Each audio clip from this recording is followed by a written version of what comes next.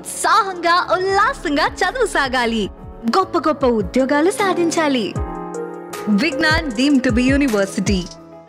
ఆ వికలాంగుడైన వ్యక్తి ఓటెయ్యడు కాబట్టి, కానీ మాకు ఓట్లతో పని లేదు.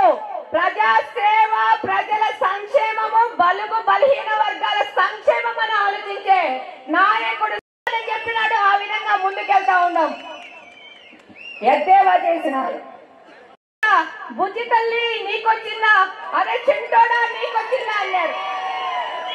ఎక్కడికి పోయినారు ఈ నాయకులందరి దినం? ఒక దినం ఫ్లైట్ లో పోతుంటే ఈ పార్టీకి సంబంధించిన, ఈ పార్టీ ఏంటంటే బులుగు పార్టీ, ఈ పార్టీకి సంబంధించిన ఒక నాయకురాలు మాతో పాటు ఫ్లైట్ లో ఎక్కింది. ఎట్టుందమ్మా మా ప్రభుత్వం అంటే, బాగుంది, పథకాలు ఇవ్వాలి కదా అనేది.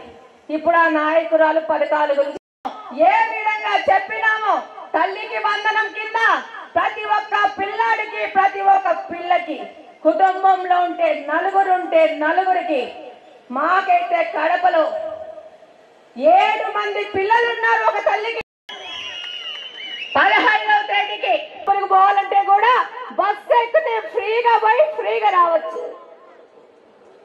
కాలు మీద కాలేసుకొని మిమ్మల్ని అడ్డేవాడు వెళ్ళాడు. మీకు అడ్డం మొగోళ్ళకు కూడా కష్టమే. అలిగేమన్నా అంటే అలిగే అమ్మగారింటికి పోతారు, అంతేనా? ఖచ్చితంగా ఆడోళ్ళందరూ రెడీగా ఉన్నారు. జాగ్రత్త, ఇక్కడున్న అన్నలు జాగ్రత్త. 15 తర్వాత భద్రం.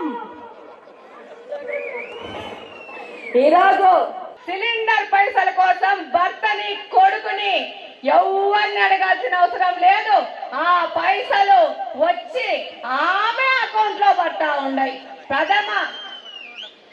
ప్రథమార్థమే పాలిస్తున్న ప్రభుత్వం యొక్క లక్షణం అంటే, గత 5 సంవత్సరానికి ఏం జరిగింది?